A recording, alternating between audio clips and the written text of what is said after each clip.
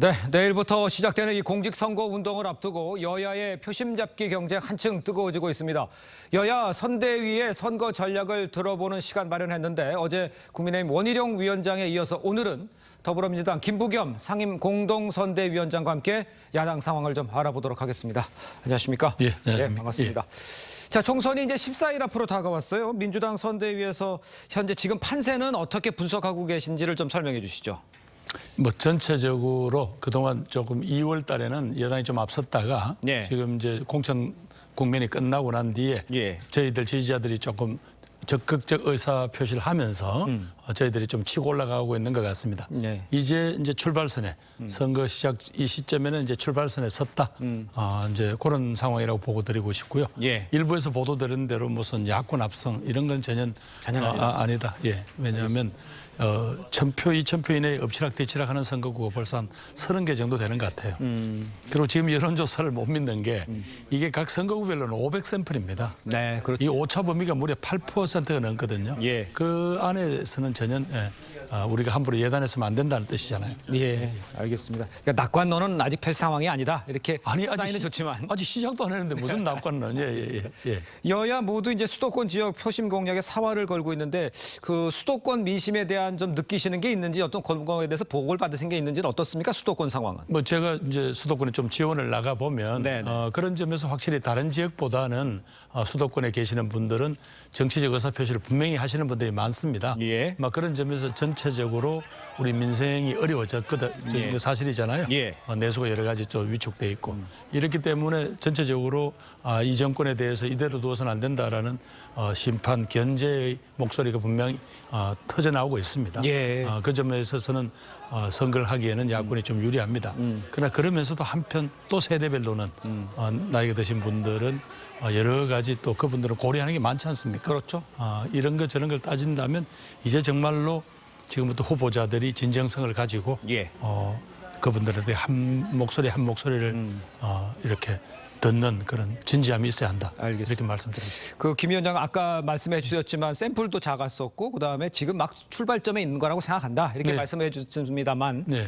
그 야당 내각에서는 이 범야권 200석 이야기도 나오고 있지 않습니까? 거기에 대해서는 어떤 생각을 갖고 계세요? 아마 우리 당 지지자들이 지난번에 이제 대통령 거부권 행사 때문에 예. 그 몇 분 조금 상처가 있어서 그분들한테 조금 이제 희망을 주기 위해서 그랬다는 건데 우리나라 정치 지형 자체가 51대 49 늘 팽팽합니다. 네네. 약간 이쪽으로 쏠렸다가 저쪽으로 쏠렸다 그런 일이 있는 거죠. 근데 그게 200석이라는 건 터무니없는 이야기입니다.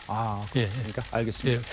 그 이재명 대표 이야기를 해보죠. 뭐 지금 뭐 최근 들어서 이제 세세 논란도 있었고 그다음에 지역 비하 발언이 에 대해서 비판하는 여당의 목소리도 있었습니까? 그런 것에 대해서 더 말이 강해지는 것에 대해서는 어떻게 평가를 하십니까? 원래 이 대표가 조금 어떤 사안을 네. 조금 이렇게 강하게 표현하는 게 또 이제 그분의 장점이지 않습니까? 네. 다만 집권 여당이 다양한 정책 수단이 있습니다. 예. 그런데 그저 이 당 대표 발언과 국민들 사이를 이렇게 자꾸 갈라놓는 이런 어떤 대응이나 이런 것들은 좀 자제해 주셨으면 좋겠어요. 예. 기본적으로 뭐 이제 경기도에 대한 문제나 이런 문제들은 아마 본인이 바로 사과를 했고요. 네네. 그 다음에 이제 이 중국 관련해서 발언한 거는 결국은 뭐예요? 우리가 이 국제 정치의 경랑 속에 너무 쉽게 어느 한쪽에 줄을 서는 이런 것들이 과연 현명한가 이렇게 이야기를 한 거잖아요. 네. 그럼 이런 것은 이제 선거 과정에서 양쪽을 대표하는 이론가들이 나와서 토론을 해서 국민들 앞에 상황이 이런 거구나 이런 걸 보여주면 될 일이지. 예. 그걸 가지고 야당 대표를 그냥 막 비난하는 것으로 선거를 치를 수는 없지 않겠습니까? 예, 알겠습니다. 그 세종갑 이영선 후보 갭 투자 의혹 때문에 공천이 취소됐잖아요. 네네. 그 다음에 이제 잇따라 튀어나온 게 이제 김기표, 문진석, 이강일 후보들 이야기가 나오고 있습니다. 글쎄, 뭐 본인들은 아니라고 반박을 하고 있고 또 김기표 후보 같은 경우에는 이제 청와대에 있었기 때문에 또 3일이던가요? 나오면서 그 내용이 어느 정도 사실이 아니냐 이런 이야기도 있었지 않습니까? 네. 그 선대위에서는 이 상황을 어떻게 파악하고 있습니까? 우선은 뭐 어쨌든 저희들이 한 지역의 당 후보자의 공천이 취소됨으로써 예. 그 지역의 후보를 못 낸 부분에 대해서는 사과를 드립니다. 네네. 근데 다만 이제 이런 어려움이 있습니다. 사실 어떤 후보가 아주 작심을 하고 속이기로 하면 당은 그걸 검증 권한이 없어요. 그러니까 이분들이 아마 선관위에 제출하는 서류하고 당에 제출한 서류 사이에 차이가 있는 거죠. 예. 저희들이 바로 이제 공천자가 확정된 날 저희들이 우리 당 후보 240명 걸 가지고 선관위 제출 서류하고 다 일일이 대조를 한 거예요. 네네. 그 과정에서 발견이 된 거거든요. 그래서 아마 더 이상 이영선 후보 외에는 뭐 더 이상 없다라고 저희들 나름대로 판단하고 있는데 네. 혹시라도 뭐 만약에 속인 어떤 그런 결과가 나오거나 하면 당은 바로 적극적 조치를 할 겁니다. 여당에서는 그 부실 지금 상황을 좀 설명을 해주셨는데 부실 검증이다 이런 얘기에 대해서는 아니, 어떻게 그러니까. 반박하시겠습니까? 지금 뭐 여당은 무슨 수단이 있는 건 몰라도 현재로서는 당은 네네. 그 사람의 개인 재산이라든가 이런 것들을 검증할 방법이 없습니다. 그래서 지금 제도상 조금 미비 같아요. 네. 다만 선관위는 문제 제기가 되면 조사할 권한이 있습니다. 예. 그래서 이 문제에 대한 뭔가 각 정당에게 추천권을 준 이상 예. 거기에 대한 아마 정당이 또 거기에 걸맞는 권한을 주셔야 될 것 같습니다. 알겠습니다. 그 조국 혁신당 이야기를 좀 해보죠. 그 TV조선과 조선일보가 실시한 여론조사에서 보면 일부 지역에서 더불어민주연합보다는 조국 혁신당에 투표하겠다 이 응답자가 더 많이 나왔어요.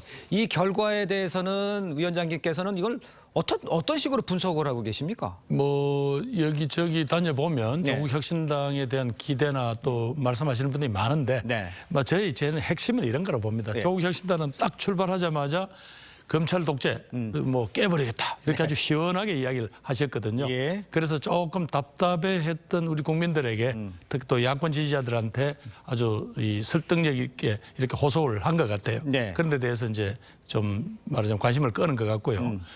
무엇보다도 우리 민주당은 덩치가 크지 않습니까? 지금은 또 그런데. 말하자면 예. 굳이 이야기를 하면 또 중도층도 우리는 또 생각해야 되고. 생각을 해야 되고 네. 그래서 저희들은 그만큼 몸무게가 쉽게 못 움직이는 데 따른 어떤 그런 신선미, 예. 뭐 강렬함 이런 것들은 있었던 것 같습니다. 예. 또 하나는 아마 고무렵이 조국 혁신당이 뜰 무렵에 우리 민주당이 막 공천 문제 때문에 좀 내부가 시끌시끌하고 그런 데 대한 조금 저희들에 대한 불만 이런 부분들도 반영이 된 것 같습니다. 예. 그러나 분명한 것은 저희들이 함께 시민사회와 함께 만든 더불어민주연합과 저희 민주당의 의석의 합이 한 석이라도 더 많아야 여당보다도 예. 그래야 저희들이 22대 원 구성에 예. 주도권을 쥐게 됩니다. 이건 변함없는 사실입니다.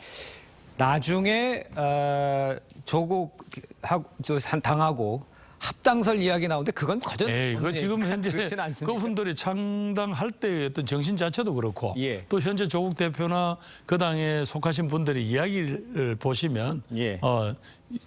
그럴 것 같으면 이런 상황이 어떻게 돌풍이 일어날 수 있겠어요? 예. 그건 사실은 전혀 아니라고 보시면 그럼 됩니다. 한 가지 더 가정해서 만약에 이제 원하는 의석보다 조국 신당이 더 많은 의석을 해서 글쎄요 그 민주당에서 몇 명의 더 의원을 모아서 교섭단체를 구성하는 이런 상황까지도 생각할 수 있는 상황입니까? 그건 뭐 제가 말씀드릴 수 있는 상황은 없죠. 아니지만 어젠가 뭐 조국 대표께서 말씀하시기를 예. 그 당의 돌풍에다가 예. 뭐 용인 의원이라든가 예. 뭐 이런 자신들하고 여러 가지 긴밀한 관계를 있던 의원님들하고 예. 함께 교섭단체를 하겠다. 예. 그래서 정치적인 일종의 완충 노릇도 하고 뭐 견인차 노릇도 예. 하겠다. 예. 이렇게 말씀하신 것으로 보도가 됐던데요. 네. 뭐 그런 그림을 그리시는지 몰라도 예. 현재 제일 저희들의 관심은 22대 원 구성에서 우리 민주당이 주도권을 쥐고 적어도 입법권을 갖고 있어야 예. 대통령의 이런 일종의 독주를 예. 막을 수 있다. 예. 그건 분명한 사실입니다. 알겠습니다. 짧게 하나만 더 여쭤볼게요. 정치 오래 하셨잖아요. 그리고 정치권을 잘 아시잖아요. 지금 이번 선거가 과거의 어떤 선거보다도 양쪽으로 치우쳐져 있다. 여기에 동의하시는지 이 문제를 어떻게 해결해야 될 것 같습니까? 점점 이렇게 양극화가 더 심해지는 것 같아요. 예. 그런데 사실 우리에게 닥쳐오는 뭐 저출생의 문제라든가 이런 위기들 예. 또 국제정치의 위기들은 어느 한쪽만 갖고 문제를 풀 수가 없거든요. 네. 그런 것 같으면 정말로 진지한 대화가 되는 또 그리고 또 대통령께서도 저렇게 고집스럽게 국정을 운영할 게 아니에요. 들어야죠. 네네. 잘 듣고 대안을 마련하고 또 정치권과 늘 소통하는 예. 그런 국정 운영을 하셔야죠. 알겠습니다. 오늘 말씀 잘 들었습니다. 지금까지 김부겸 민주당 상임공동선대위원장과 이야기 나눴습니다. 감사합니다. 예, 고맙습니다.